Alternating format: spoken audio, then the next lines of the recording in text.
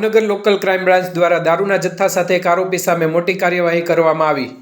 ડાઠા police station વિસ્તારમાંથી ભારતીય બનાવટના English દારૂની 501 બોટલ સાથે એક ઇસમને ઝડપી પાડવામાં આવ્યો। કબજે કરાયેલ મુદ્દામાલની કિંમત ₹3,30,660 જેટલી છે।